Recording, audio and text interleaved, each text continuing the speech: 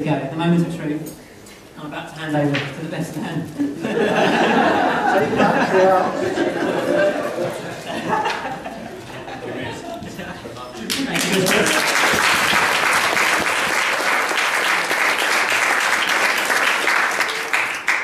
Well, Chris, I hope you've made the most of your speech. Now you're a married man, that'll be the last time you get to speak for 5 minutes.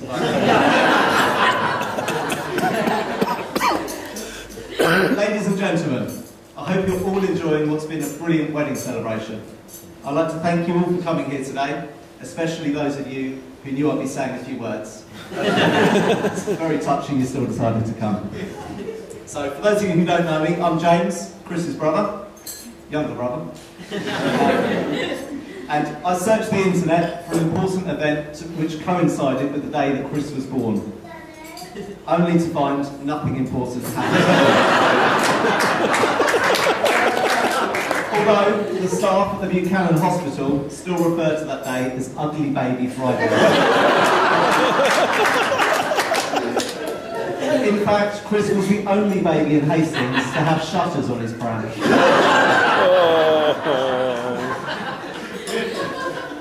Speech writing isn't one of my talents, so I turned to the internet for help. After a couple of hours of searching, I found some pretty good stuff. But then I remembered I was supposed to be looking for speeches. So after I got all the pop-up windows to close, which took a while, I came up with this. When I finished the speech for today, I immediately had a call from Becky saying that she'd like to proofread it. And I thought, fair enough, so here's the final version. To the bride and groom.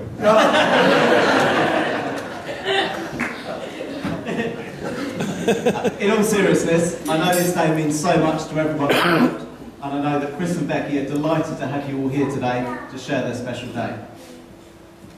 I'm not really a fan of public speaking, but I've been told it's like going to a nudist beach. It's only hard for the first couple of minutes.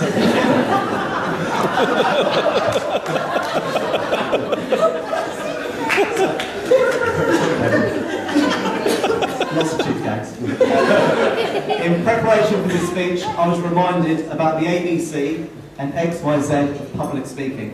ABC, always be confident. So hopefully that shouldn't be a problem. And XYZ, examine your zip.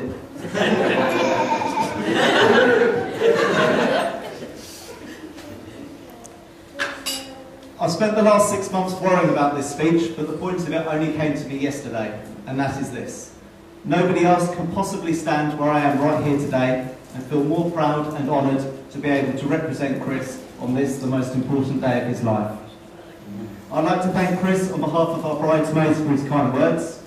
Can also say what a great job they've done today and how wonderful they look. Our bridesmaids do look truly great and are only rightly outshone by our bride Becky, who looks stunning.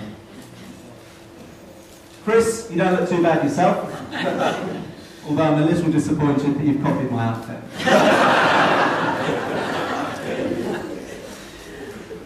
So, on behalf of the bridesmaids and myself, I'd like to thank Chris and Becky for asking us to be involved in the most important day of their lives.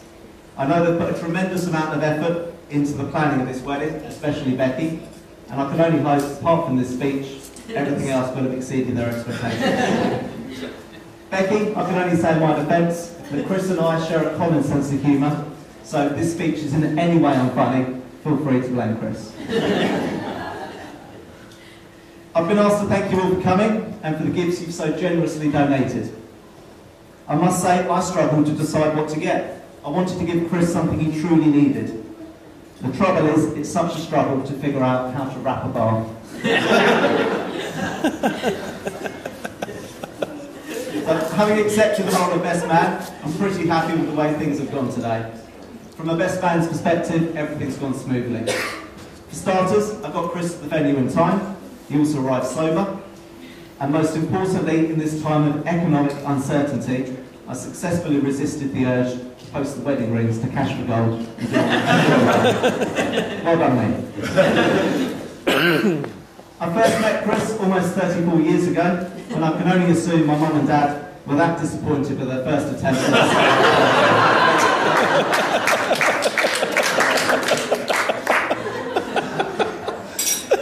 It's impossible to summarise Chris's life, as he wasn't really an interesting kid.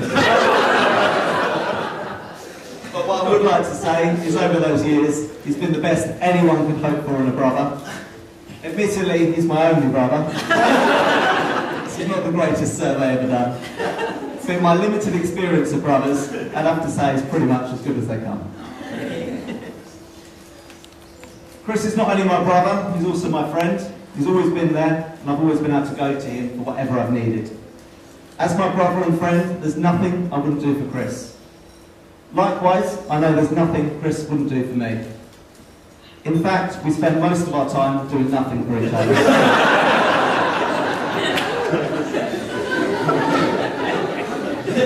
Like most brothers, we've always had our fair share of sibling rivalry. We always used to beat each other up, try to get each other into trouble. I used to hide the last piece of his jigsaw puzzle, or hide bits of his Transformers, only to hand back Optimus Prime's gun some 3 years later. So we certainly had our fair share of ups and downs. I remember back to the times when a petty argument would arise from nowhere. Chris would call me smelly, I'd call him stupid. It'd all spiral out of proportion, and we'd end up running home in tears. But sure enough, the next day, Chris would drop me an email from work and we'd make up. So, after rummaging through my mum's loft, I managed to find some of Chris's old school reports, and also sort of obtained some comments from his work colleagues, Jason and Dino. I think they all tell a story. So I've got form tutor's comment. Chris was an ideal, Chris was an ideal pupil who excelled at most subjects. That should be Chris was an idle pupil who should have been expelled from most subjects. And for PE, Chris made a major contribution to the school's football team by sticking to swimming. And in languages, Chris misunderstood what was required at his French oral exam. No, it's not that bad. Filthy mind. Kissing Mr. Smith was a mistake, but still pretty 9 out of 10. Some other words you could use to describe Chris are charming, intelligent, and entertaining. But nobody said those, so I won't use them. As Chris's brother, I was always going to be in contention for the role of best man. I was still extremely proud to have been asked, and I hope I've done the role justice. One of my main duties as best man was to organise the stag do, and another one of my duties is not to mention the stag do. As the saying goes, what happens in Vegas stays in Vegas. Luckily, we went to Amsterdam. For those of you who don't know, Amsterdam is full of historical buildings, museums, canals and culture. I think we'll all have to go back, as I don't recall seeing any of that. As for what happened, for now my lips are sealed. All I will say was there was an eye-opening experience and that a good time was had by all. Buying me a drink later at the bar may help to loosen my vocal cords. Alternatively, those of you who attended may want to buy my silence and copies of the photographic evidence. So, as a memento of Chris's stag party, Matt, Dan, Jason, Dino and I made you a photo book, which I'm pleased to present you with. Becky looks really interested. It's got a lovely picture of Chris on the front. There you go, Chris. Enjoy. So before I finish, I have a short notice that Chris has asked me to read. For sale, a complete set of Encyclopedia Britannica. Excellent condition, £500 or near offer. No longer needed, just married. Wife knows everything. So, a thought we should all perhaps bear in mind is that marriage is not about finding someone you can live with, it's about finding someone you can't live without. So ladies and gentlemen, please be upstanding, raise your glasses, to love, to laughter, to a happy ever after, I give you the new Mr. and Mrs. Bourne, to Chris and Becky.